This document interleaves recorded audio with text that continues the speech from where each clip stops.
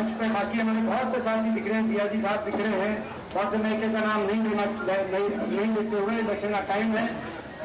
बुजुर्ग नौजवान साथी, माताएं बहनें, जिस घड़ी का आपको इंतजार था, 10 साल से जिस घड़ी का आपको बेसब्री से इंतजार था, वो घड़ी आ गई है।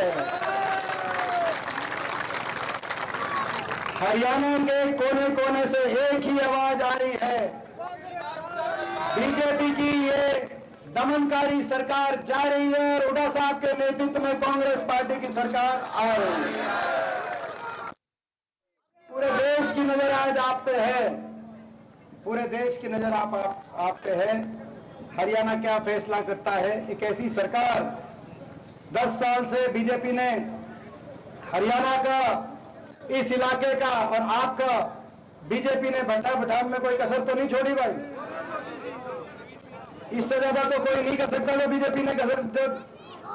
आपने देखा विकास की पटरी से उतर गया हरियाणा, खुशहाली की पटरी से उतर गया हरियाणा, देश में नंबर 1 बन गया हरियाणा बेरोजगारी में, देश में नंबर 1 बन गया अपराध में, देश में नंबर 1 बन गया नशे में।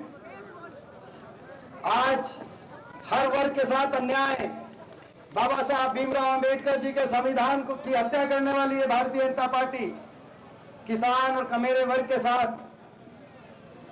धोखा करने वाली है भारतीय जनता पार्टी। आपने देखा इनकी सरकार में 10 साल में इतनी अनदेखी हुई आपकी, कितनी अनदेखी हुई, इस बात का अंदाजा इस बात से लगा सकते हैं आप कि खट्टर साहब मुख्यमंत्री 10 साल रहे, 10 साल में बादली हल्के एक ही दिन आए, बादली हल्के में 10 साल। अंदाजा लगाओ, 10 साल किसी की उम्र में बहुत बड़ा समय होता है, उनको 10 साल आपके लिए 1 मिनट से ज्यादा समय नहीं निकला, उनको टाइम नहीं मिला, तो भाई आगे नायब सिंह जी को कहां मिलेगा? आप अंदाजा लगाओ। तो भाई, तो आप सबसे मैं पूछना चाहता हूं कि भाई ये इनसे बीजेपी से पंगा छुटाना चाहो कि नहीं चाहो? नहीं बताओ। एक ही रास्ता है, दूसरा रास्ता नहीं है, एक ही रास्ता है। अगर आप भारतीय जनता पार्टी की सरकार से अगर निजात चाहते हो, आप अपनी सरकार बनाना चाहते हो, आप हुड्डा साहब के नेतृत्व में कांग्रेस की चंडीगढ़ में सरकार बनाना, भाई कुलदीप वत्स को एक एक वोट देके यहां से जिताना है। एक एक वोट, एक एक वोट जो कुलदीप वत्स भाई को जाएगी, वही एक दीपेंद्र को बनाएगी। मैं आजाद देना चाहता हूं, ये मौका, बड़ी संघर्ष किया 10 साल बड़ी लड़ाई लड़ी, इन तानाशाही ताकतों से हमने बड़ा संघर्ष किया, बड़ा 10 साल की लड़ाई के बाद, संघर्ष के बाद आज प्रदेश में ये माहौल बना है। ये मौका चूकना नहीं है। मेरे गांव में सिलानी में खड़ा हूं, आप सबसे मैं कहना चाहता हूं, ये मौका मत चूकना, क्योंकि ये मौका दोबारा से नहीं आया करते। बड़ी मेहनत संघर्ष के बाद ये मौका आपके दरवाजे पे दोबारा आया है। इस बार अगर चूक गए तो आगे इतिहास अपने को माफ नहीं करेगा, इतिहास आपको हमको माफ नहीं करेगा, क्योंकि अभी नहीं तो कभी नहीं ये मौका है, ये मौका है भाई। ये एक बात बताओ, एक बात बताओ, देखो भाई एक बात बताओ,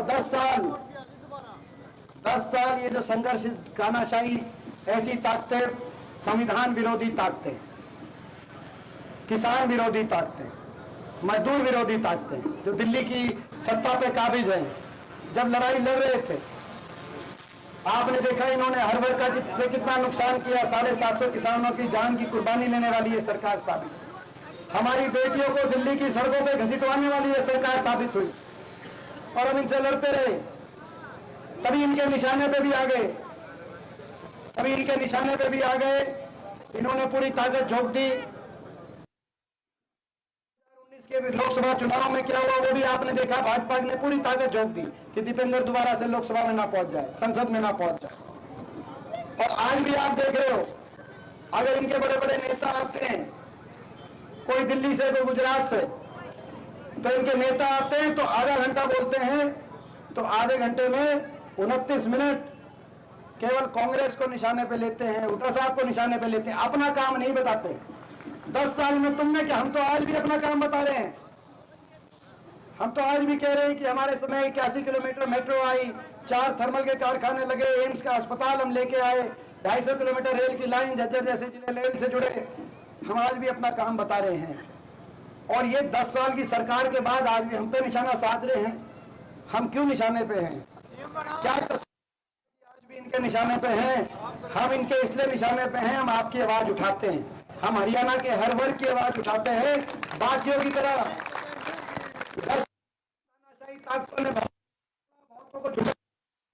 2014 सिंधिया भी थे, दुष्यंत चौटाला भी थे, लेकिन इन सारे टूट गए, कोई झुक गए। लेकिन हम ईमानदारी से, चाहे अकेले रहे हरियाणा से, लेकिन खड़े रहे, इसीलिए इनके निशाने पे हैं। जब नतीजा आए और नतीजे की गिनती देख रहे हो, तो भाई सिलानी वालों, जो सिलानी की बात आए, भाई तुम ये जो बड़े बड़े गुजरात से नेता आते हैं हम पे निशाना साधने, तुम हमारे घर में सिलानी में, भाई तुम हमारी कड़ इनके आगे मन्ना लगाइयो, थारे खाता छाती हम बनाए।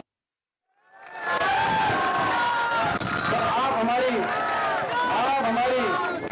अपने घर में जब देश ये नतीजा जाए, तो हमारे घर में हमारी कमर मजबूत रखना, कमर के पीछे से वार मत होने देना। आप समझिए, कमर के पीछे से वार, कमर के पीछे से वार वो वार है जो आज भारतीय जनता पार्टी ने कई निर्दलीय उम्मीदवार भी खड़े कर दिए हर सीट पे। कांग्रेस की विपक्ष की वोट में सेंध नाग लगाने के लिए हर सीट पर निर्दलीय उम्मीदवार भारतीय जनता पार्टी ने खड़े कर दिए। आप देख रहे हैं, कोई सीट नहीं, साजिश और षड्यंत्र रचे जाएंगे जन भावना को रोकने के लिए, जन भावना को चुराने के लिए, और दोबारा से जैसे पिछली बार 40 पे आगे थे और निर्दलियों की और ऐसी ताकतों की मदद से दोबारा से सत्ता पे काबिज हो गई थी ये पार्टी। इस तरह के साजिश षड्यंत्र रचे जाएंगे। ऐसे साजिश षड्यंत्र को मत चलने देना। एक एक वोट कुलदीप को जो जाएगी, हाथ के निशान पे जो जाएगी, वही हुड्डा साहब की सरकार बनाएगी, वही डिफेंडर में बनाएगी। तो भाई हमारी कमर की पीठ पीछे की रखवाली आप करना। पीठ पीछे की मतलब हमारे घर में कोई ऐसी बात ना हो जाए कि भाई जो है लम्हों ने गलती करी और सदियां उसको याद करें, कोई ऐसी बात ना हो जाए। 10 साल का अंदर भी कमी कसर रह गई तो आप समझ सकते हो कि क्या पूरा देश देखेगा कि हरियाणा ने किस तरह फैसला सुनाया है। 750 किसानों की जान की कुर्बानी, बाबा साहब भीमराव अंबेडकर जी के संविधान का गला घोटने वाली सरकार, हमारी बेटियों को दिल्ली की सड़कों पे घसीटवाने वाली सरकार, हरियाणा में देश में सबसे ज्यादा बेरोजगारी, महंगाई और हरियाणा की बदहाली के लिए जिम्मेदार सरकार, एक ऐसी सरकार जिसके मुख्यमंत्री कहीं गए नहीं, चंडीगढ़ छोड़कर भारतीय से हल्के में 10 साल में एक बार आए। तो सारा सरकार के साथ कौन खड़ा है और कौन ईमानदारी से लड़ाई लड़ने की वालों के साथ खड़ा है। तो भाई ये लड़ाई, हाँ भाई बात आ गई। भाई हमारा मैनिफेस्टो आपको पता है।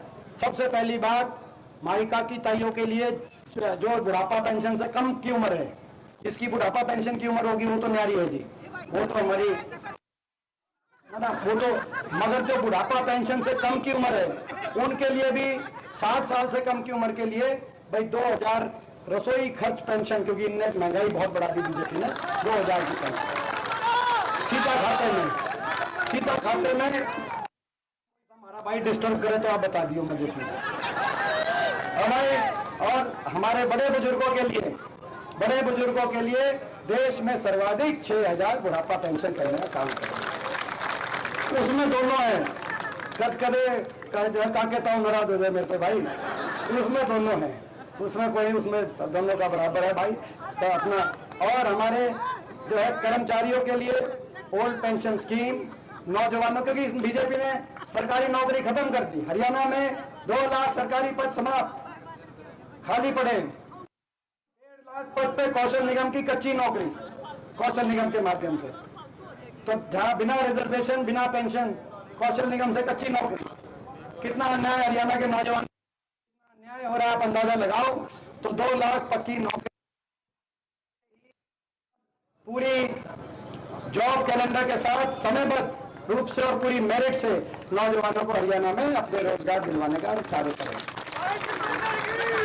गरीब के लिए 100 गज के प्लॉट की और मकान की स्कीम को दोबारा शुरू कराने का हम काम करेंगे और महंगाई की कमर तोड़ने के लिए 300 यूनिट बिजली में राहत, 300 यूनिट बिजली में राहत और 500 रुपए में गैस का सिलेंडर दिलवाने का।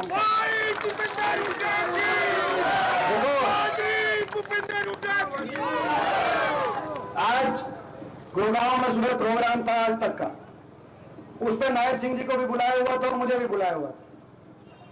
तो पहले उनका इंटरव्यू था, उसके बाद मेरा इंटरव्यू था। तो मेरे से जो इंटरव्यू लेने लगे आज तक वाले, उन्होंने हरियाणा पे कर रखा था।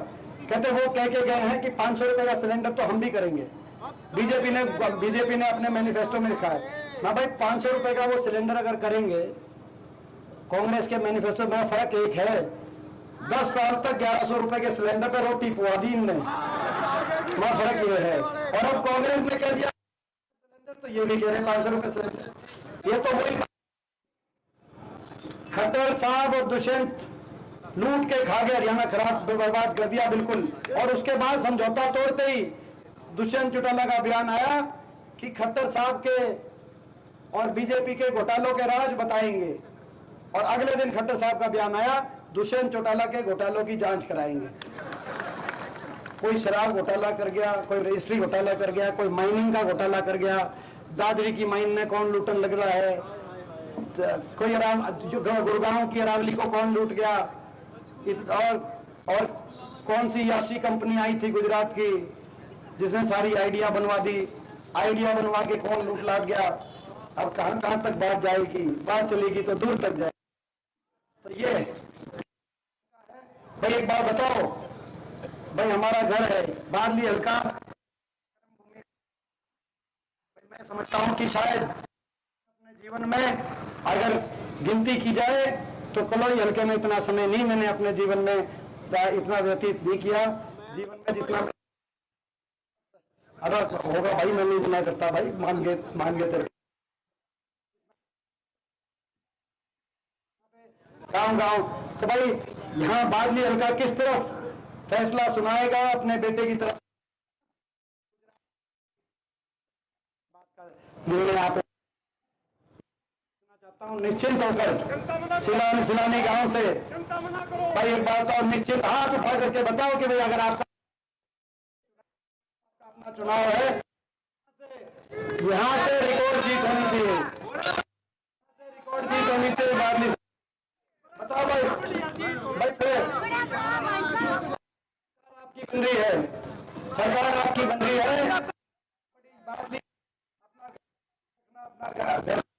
मजबूत सरकार आपने बन रही है। अक्टूबर 8 के बाद मीटर हम खींच देंगे, तो चिंता न करें। एक बार कंबाइन की तैयारी कर रखी थी, उन साथियों को मुख्यमंत्री बनने भाई ये कंबाइन की तैयारी कर रखी थी गांव में, और मैं एक बात रह गई थी, मैं बड़ा गांव का मैं धन्यवाद करता हूँ। चुनाव में बीच में आया था गांव में, उस दिन वो 3-4 दिन ऐसे थे, मेरे को 102, 103, 104 तक बुखार टूटता नहीं था। वो 3-4 दिन मेरे को याद है, सिलानी में भी तभी आया था जब मेरे बुखार था, बहुत मेरी हालत नहीं थी और मैं बोल भी नहीं पाया, बड़ी किसी तरीके से शरीर था, मेरी आत्मा नहीं थी। लेकिन मैं अपना समझा, मैं उसके लिए मेरी गलती को माफ करी, जो मेरी गलती थी करते हुए सुने पूरे गांव में मेरे को बहुत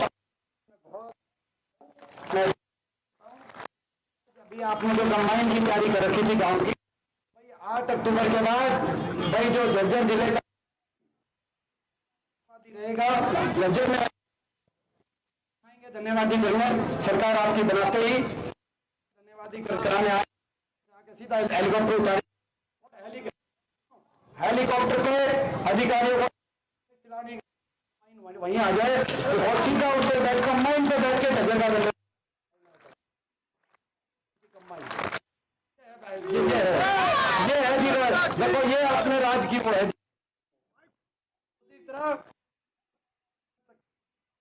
कि कोई इनके चक्कर में मत आना, कहीं इनके चक्कर में आ जाओ भाई, इनके चक्कर में मत आ के चक्कर में मत आ जाना। बहुत पछताना पड़ा है, इस इलाके को बहुत तड़पना पड़ा, बड़ी मुश्किल से मौका, तो भाई इस मौके को मत चूकना। अपना इसको आगे बढ़ाएंगे क्योंकि इस कम समय में काफी कवर करना है। एक बार हमारे गांव के दोनों सरपंच दीपेंद्र जी को बैल के जोड़े को सम्मानित कर रहे हैं। गांव की तरफ से दोनों सरकारी दोनों चुनावों का दोनों गाँव का बहुत बहुत धन्यवाद। और हमारे सरपंच भाई ये गला का हाथ गला को ला दो भाई,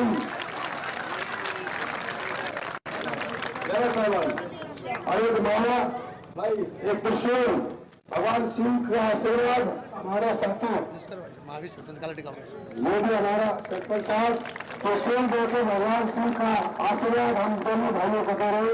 भाई का बहुत बहुत धन्यवाद। अभी हमारे साथी भाई काफी आदमियों ने सम्मानित कर रहा था। आप गाँव की तरफ से पगड़ियां आने के पहले आप नाम पढ़ दो बस, मैं करता हूँ बस। सबका जिनका जो पगड़ी का सबका नाम है, बहुत बहुत गांव की तरफ से बहुत बहुत हम सम्मान मानते हैं। सबके नाम हम पढ़ देते हैं ताकि सबके मान सम्मान आ जाए। सबका आशीर्वाद का अपना सबका भाई हमारा नाम पढ़ दो। हमारे दोनों पंचायत सिलानो जहली सिलानो केशर की तरफ से हमारे चंदा रामा निवासी और प्रकाश प्रधान साहब